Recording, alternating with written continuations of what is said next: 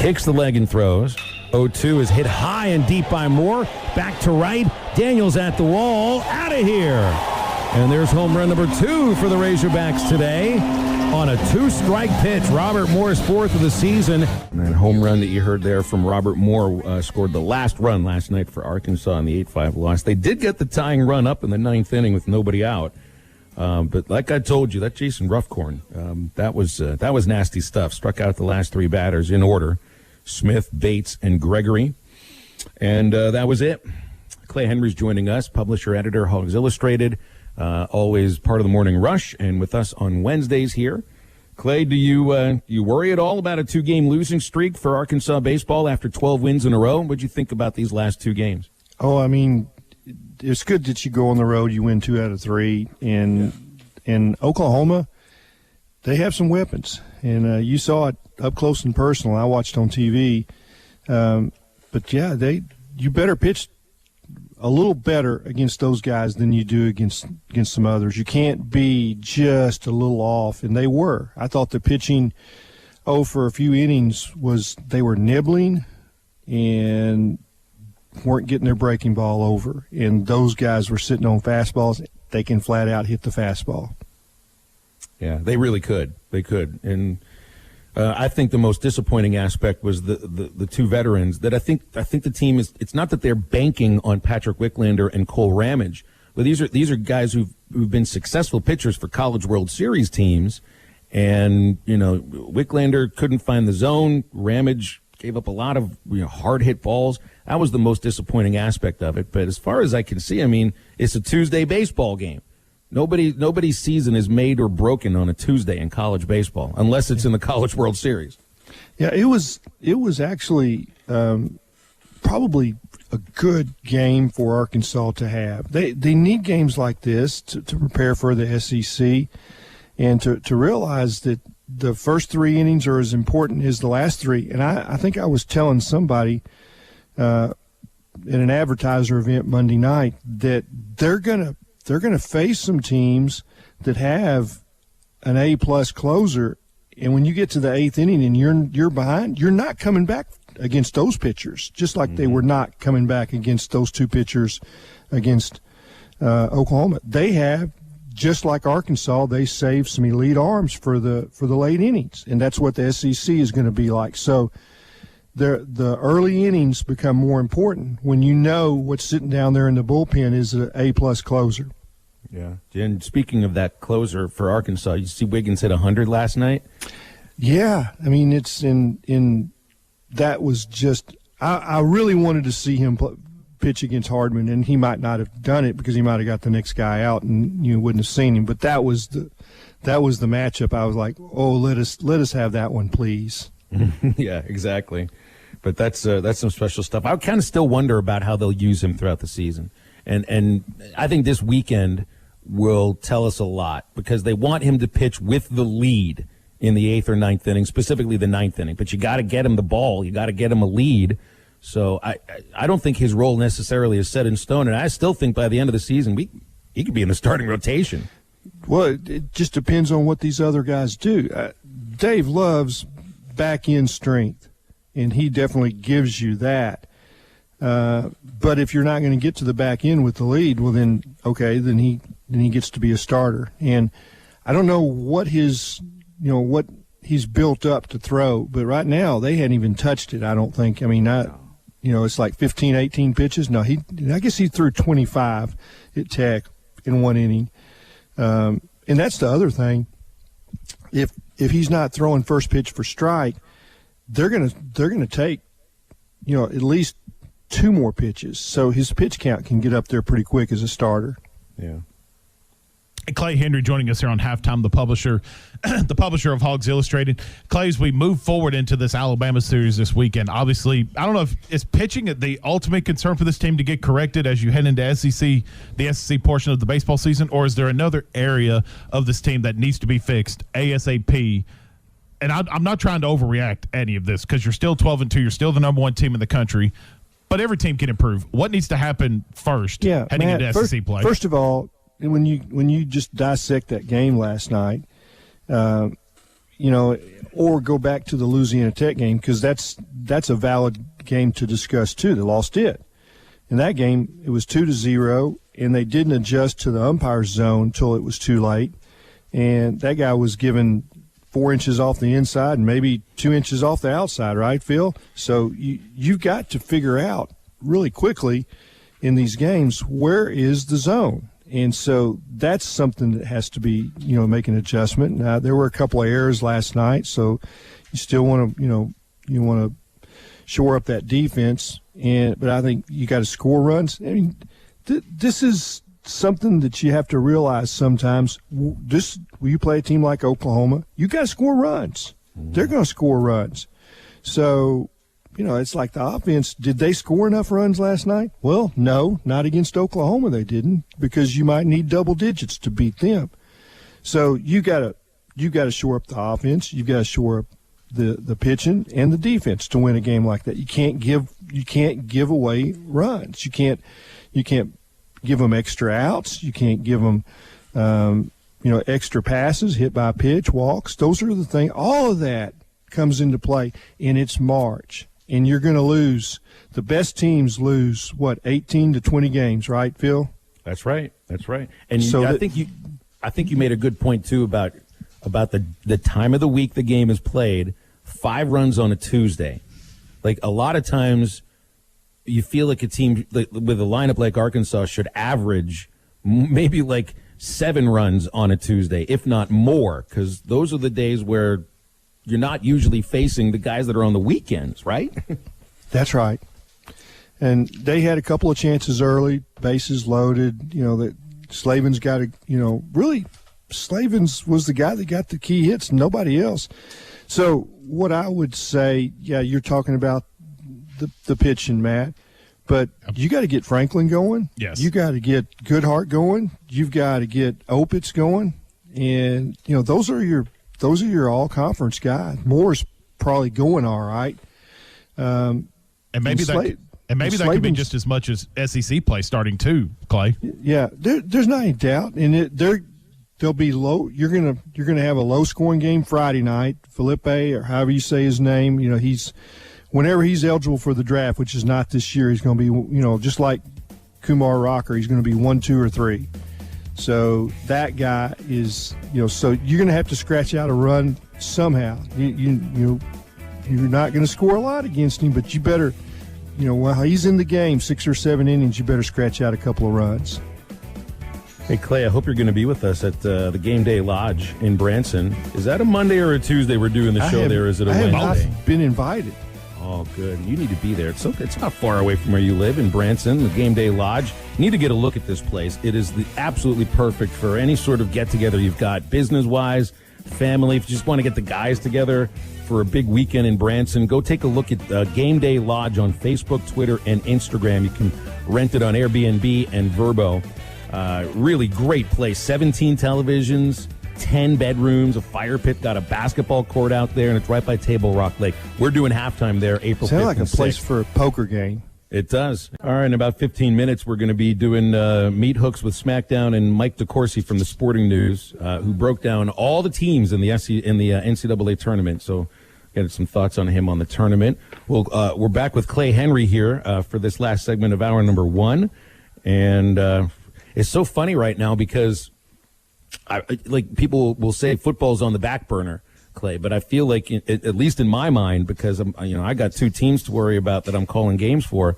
Like, football is barely even in the warmer right now, but it is spring football, and they're being really open about things. I mean, you were able to go to practice last week.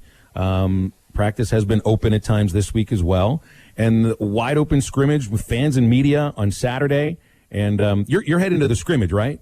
Correct. I'm excited, and there's some things I really want to see. And the last 4 or 5 years, maybe even further back than that, maybe 6, 7 years, they've had some good frontline players, but they've had no depth. And you can go watch a scrimmage. You can say, well, yeah, I like that Rakeem Boyd, or I like Austin Allen at quarterback, or I like Shine O'Grady at tight end, or I like this linebacker.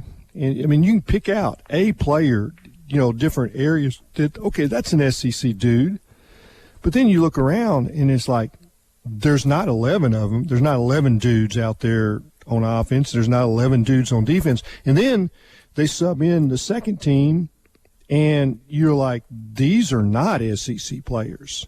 And so what happens is you get into the season and you get an injury here, an injury there, and then all at once your team changes dramatically and you're not an SEC team anymore because you don't have any depth. I think getting those 10 seniors back really impacts the depth. And you added some transfers and you added some freshmen, and these guys should be quality players. How many of them are ready to play in the SEC? So that's what I'm going to be watching for Saturday. Is the depth better, which would translate to a couple of more wins late in the season, or how close are you to Alabama and LSU and Florida, and Georgia? I mean, I know you're not playing all those teams next year, but most of them. And the depth is where they're different, Phil. And so that's where I'm going to focus to see how much this team has improved with the backups. So, I guess I would say that if I'm looking at position groups, wide receiver probably is the deepest of any Probably position groups. Yeah. I think there might be depth in the secondary on the defensive side. Where do you need to see much more depth? Not just a little more depth. What positions need a lot more depth? Well, it's always the same place. It is it's offensive line and the defensive line, and the defensive line was my concern when I went out the first day, and that's where I watched. And Jermale Ashley I think he's probably a terrific coach, but there's a reason why Derek LeBlanc was fired.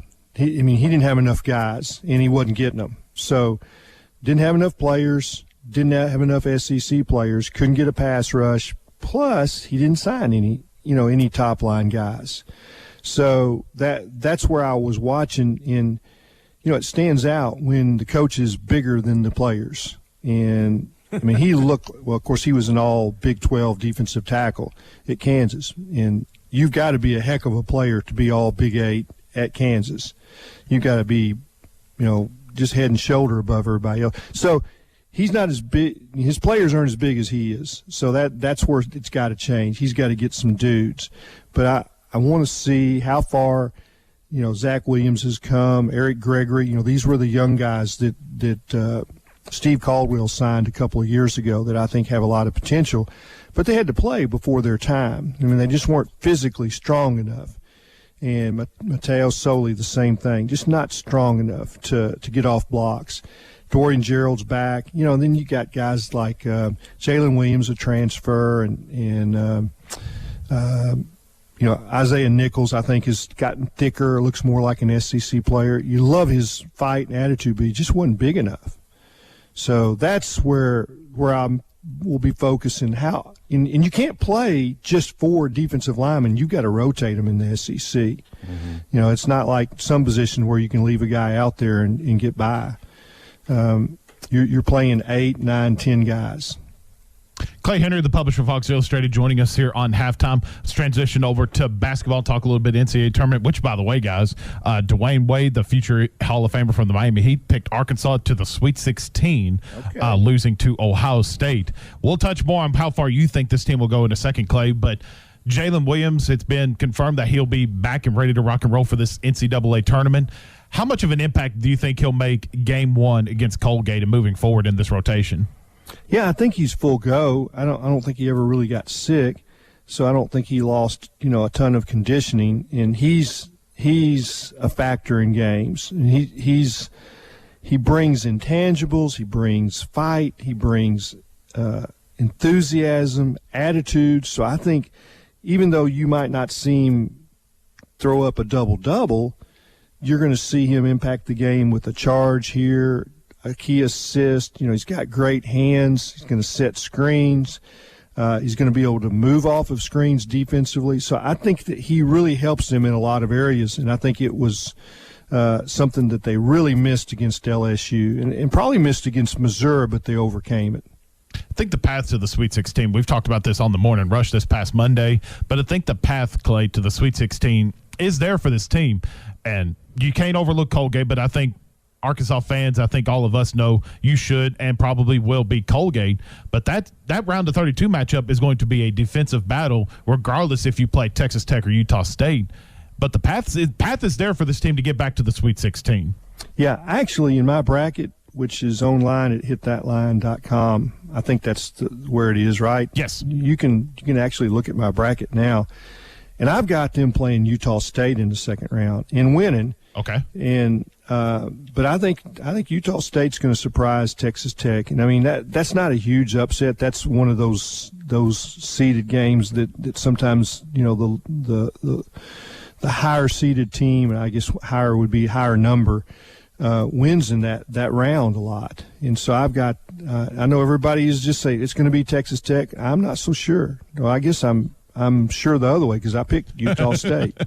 It's going to be interesting to kind of see how this whole thing plays out. What about Arkansas? How far do you have Arkansas heading in your I don't think bracket? they'll get past, you know, if they can get to against number one, then I don't think, you know, I think Baylor just has more weapons. They're one of the elite teams, and I don't see them beating Baylor. But you never know. What happens in these deals is somehow the number one team throws up a clunker in the second round or something, and all at once they're out, and then you've got to walk through to the Final Four. So it's, you know, maybe they don't even play Baylor. So I do not think that they're in the same category as Baylor, Michigan, Gonzaga, and Illinois. I've got Illinois winning it all in my bracket. So yeah, you know, one thing that's pretty cool here, Clay. 22 schools have both their men's and women's teams in the NCAA tournament. Arkansas is one of them. You know how many times this has happened in school history? I'm going to throw you a trivia question. 3 times. This has happened. This will be the 8th time. Wow. Yes, the last time. And by the way, every time both the men and women have played in the NCAA tournament in the same year, at least one of them has advanced with at least one victory. At least one victory. So they've never had them both go one and done. Interesting. And more often than not, they've advanced at least to the sweet they both advanced to the second round. So last time was 2015, and then you go back to 2001. So it hasn't happened much in this decade, but it happened a lot more. Late 80s into the 90s. Clay, let me get your thoughts here on this real quick because you mentioned Illinois and it popped in my head. I had Gonzaga winning it all in my national championship, and I am not confident in that at all. Just for I know it's been since '76, I believe, since an undefeated team won a national championship. What made you go against Gonzaga? And this is more of a personal question because I'm trying to find a reason not to put Gonzaga in the national championship and be my national champion. Well, every time I've watched Gonzaga, I saw flaws. Like, okay, their rebounding was a little off. They weren't shooting a three really great. And every time I've watched Illinois play, I thought they were terrific against a good team. And I just think that Illinois has played tougher competition than Gonzaga, and that they will be more tournament battle-tested than Gonzaga. Gonzaga's great. Don't get me wrong. They deserve to be a number one. But I just think Illinois has played a tougher schedule. And you know what? I just didn't want to pick the same team everybody else did. That's right. You've got to be a little different in this case just because. Otherwise, you usually can't win. Where'd you have Alabama going? I've got them in the Final Four losing to Gonzaga. Yeah, I didn't get them to the Final Four. I can't remember. I think I had mine to the Elite Eight. Yeah. Maddie, you've got Alabama heading to the championship game, if I'm not mistaken, right? I believe so. I don't have my bracket. It's hard for me to remember what I picked because I flipped a coin. Well, I think I got a lot of ones in my Final Four. So I'm not saying that's what I believe, but there's a science to doing these brackets. Mm-hmm. And if you don't have a lot of number ones in your Final Four, you're not going to score many points. I mean,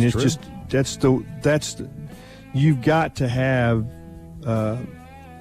Well, I guess if you've got all number twos, then maybe you can do it too. But it's been proven that the high seeds are the ones that go to the Final Four. I mean, there'll be a lot of upsets, but there's not very many lower seeded teams that make the Final Four. All right, Clay, appreciate your time.